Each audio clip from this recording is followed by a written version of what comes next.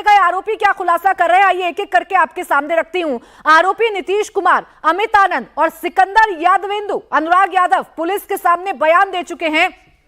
किसने क्या क्या कहा है यह जान लेना आपके लिए बहुत जरूरी है। नीतीश कुमार आरोपी पकड़ा गया, इसने पुलिस के सामने बताया कि अभ्यर्थियों को पेपर आंसर उपलब्ध कराए गए, जबकि अमित आनंद जो दूसरा आरोपी है उसने कहा कि नीतीश का दोस्त फ्लैट पर प्रश्न पत्र देकर गया था। सिकंदर यादवेंदु कहता है कि अनुराग का फूफा है और नीतीश के साथ इसने पेपर डील में काम किया है, जबकि अनुराग यादव जो अभ्यर्थी भी है उसने क्या कहा है वो भी हम आपको बता रहे हैं। उसने कहा है कि नीट का कैंडिडेट है ये और एग्जाम से पहले ही इसको प्रश्नों के बारे में पता चल चुका था। अब सवाल ये है कि जब पेपर लीक होने की घटनाओं से इनकार किया जा चुका है तो ये प्रश्न पत्र पहले से कैसे उपलब्ध हो गए, ये प्रश्न पत्र कैसे माफियाओं के हाथ में पहुंच गए, पेपर माफियाओं के हाथ में, कहां पर गड़बड़ी और कहां पर चूक हुई है, ये वो अहम सवाल है जो देश का एक एक छात्र अब जानने के लिए बेकरार बैठा हुआ है। आप समझिए कि जिस परीक्षा के लिए कई कई सालों तक मेहनत की जाती है, जिसमें बच्चे ही नहीं बल्कि पूरे परिवार की मेहनत जुड़ी होती है, पूरे परिवार का पसीना जुड़ा होता है, और उन परीक्षाओं के साथ जब खिलवाड़ होता है तो किस तरीके से सपने टूटते हैं इसका अंदाजा आप लगातार लगा सकते हैं। अनुराग खुलासा कर रहा है, एक मंत्री जी का नाम बिहार में सामने आ रहा है और इन मंत्री जी को लेकर सियासत के रंग बिहार में जरूर देखने को मिल रहे हैं। तो देखिए, नीट परीक्षा हो चाहे यूजीसी नेट परीक्षा हो, अब इन सब को लेकर बवाल देश में लगातार बढ़ता जा रहा है और सवाल ये उठाए जा रहे हैं कि क्या देश में, क्या हिंदुस्तान में निष्पक्ष तरीके से बिना किसी पेपर लीक की घटना के सामने आए कोई पेपर कराना संभव नहीं है क्या? बिहार में लगातार खुलासे हो रहे हैं। पटना पुलिस की पूछताछ में आरोपी कैंडिडेट अनुराग यादव ने बड़ा खुलासा किया है। पेपर लीक केस का आरोपी सिकंदर यादवेंद्र अनुराग का फूफा है। अनुराग ने पुलिस को बताया कि वो कोटा में कोचिंग कर रहा था, तभी फूफा सिकंदर ने अनुराग से कहा कि वो कोटा से वापस आ जाए। सिकंदर ने अनुराग को बताया कि नीट परीक्षा को लेकर उसकी सेटिंग हो गई है। सिकंदर ने अनुराग को 4 मई की रात को अमित आनंद और नीतीश कुमार के पास छोड़ दिया। अनुराग को वहां नीट परीक्षा का पेपर दिया गया, उसे एक एक सवाल का उत्तर रटवाया गया। अनुराग ने बताया कि दूसरे दिन जब वो परीक्षा में बैठा तो वही सवाल आए जो उसे रटवाए गए थे। परीक्षा के बाद पुलिस ने उसे अरेस्ट किया है।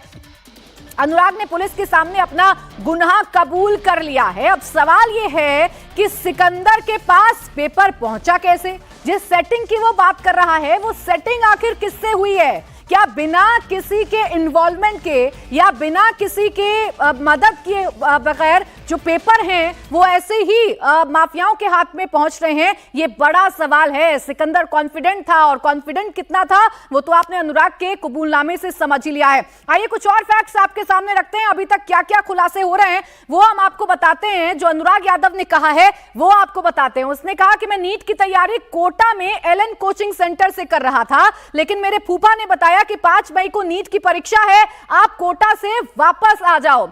ये क्यों कहा गया? क्योंकि वो बता रहा है आगे कि परीक्षा की सेटिंग हो गई है। ये सिकंदर यादवेंद्र ने अनुराग यादव से कहा, मेरे फूफा ने 4 मई की रात मुझे अमित आनंद और नीतीश कुमार के पास छोड़ दिया और वहां मुझे नीट की परीक्षा का प्रश्न और उत्तर पुस्तिका दी गई और एक एक जवाब को रटवाया गया।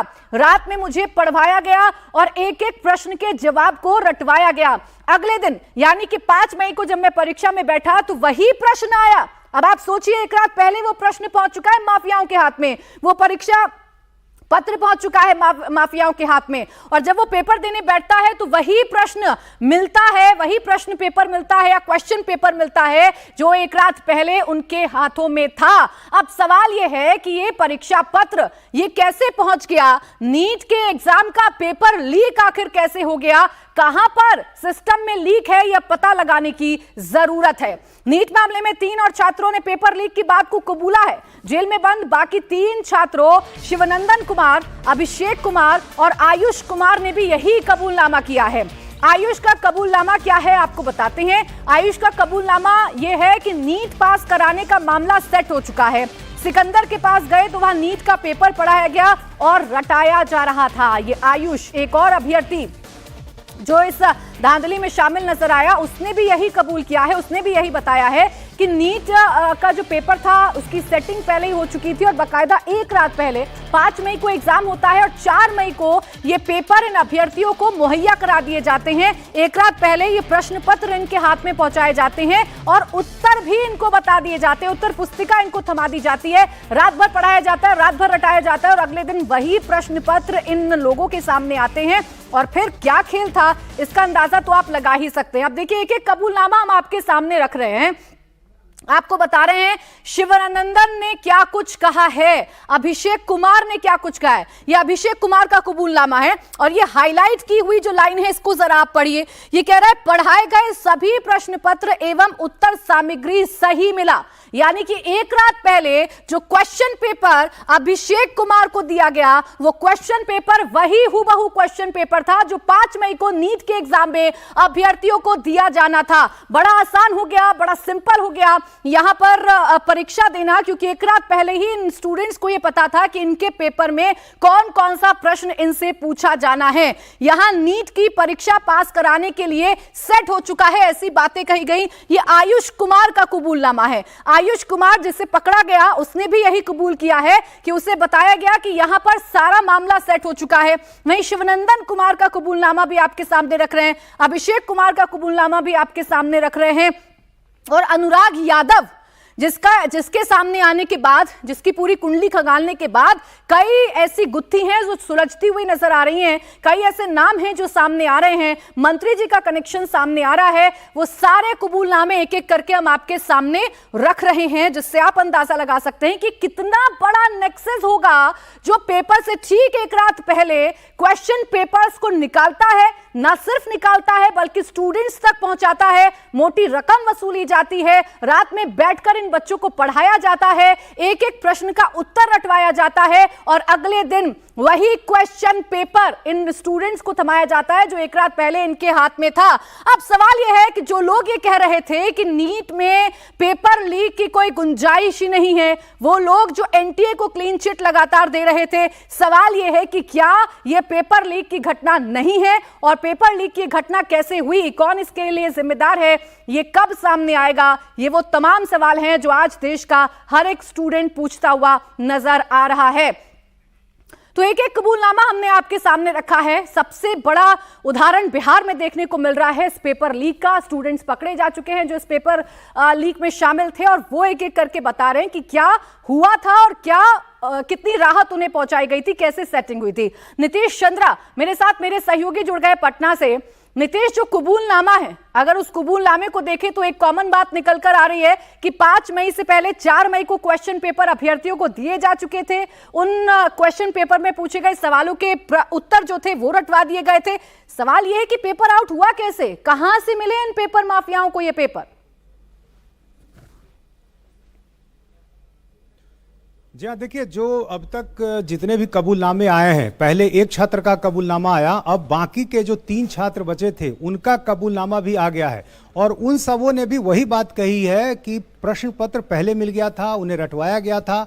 और नए जो कबूलनामे आए हैं जो 3 छात्रों के, उसमें एक बात ये दिखाई दे रही है कि सब यही कह रहे हैं कि सिकंदर अंकल के पास हमें ये जानकारी मिली और उन्होंने नीतीश और एक आनंद के पास हमें भेजा। तो ये सिकंदर अंकल की जो भूमिका है अब बड़ी दिखाई दे रही है। आप चारों छात्रों के कबूलनामे को देखें तो सबों ने यही कहा है कि सिकंदर अंकल ने हमें ये बताया। तो ये अंकल जो है, आखिर लग रहा है इनकी जो पहुंच है, इनका जो नेटवर्क है, सिकंदर सिर्फ जूनियर इंजीनियर के तौर पर अपने रिश्तेदार के लिए ही नहीं है, सारे छात्रों को वही कोऑर्डिनेट कर रहा है, ये दिखाई दे रहा है। क्योंकि आयुष का कबूलनामा आप देखिए, थोड़ी देर पहले जो और दूसरे तमाम कबूलनामे आए हैं, सभी 4 छात्रों के कबूलनामे से ये बात दिखाई दे रही है कि सिकंदर यादवेंदु जो है वो इसका सबसे बड़ा एक मास्टरमाइंड भी है, उसका एक हिस्सा भी है।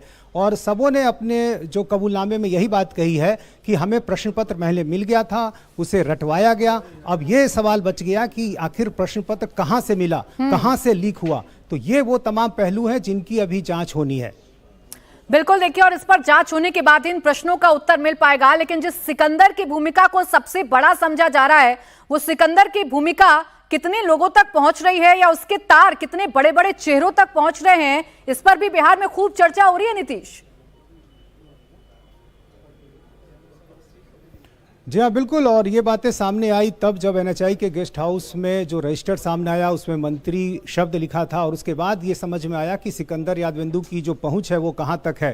क्योंकि जहाँ से फ़ोन आया, जहाँ से जानकारी आई कि बुक करना है कमरे को, उसके बाद ये सारी चीज़ें सामने आई। विजय सिन्हा ने इस पूरी चीज़ को खंगाला। चूंकि मंत्री शब्द का जब जिक्र किया गया था तो सवाल वर्तमान मंत्री पर उठ रहे थे, और ये लोग समझ रहे थे कि कहीं मंत्री जो अभी हैं विजय सिन्हा, उन्होंने तो बुक नहीं कहा, इसलिए इन्होंने इसकी जांच करवाई और एक शीर्ष अधिकारी को जांच का जिम्मा दिया गया। उस जांच अधिकारी ने रिपोर्ट दे दी है और उसी रिपोर्ट को थोड़ी देर में सार्वजनिक करने वाले हैं। सर पर टोपी पहनाने का काम जो है वो फिलहाल बिहार में क्या पूरे देश भर में देखने को मिल रहा है।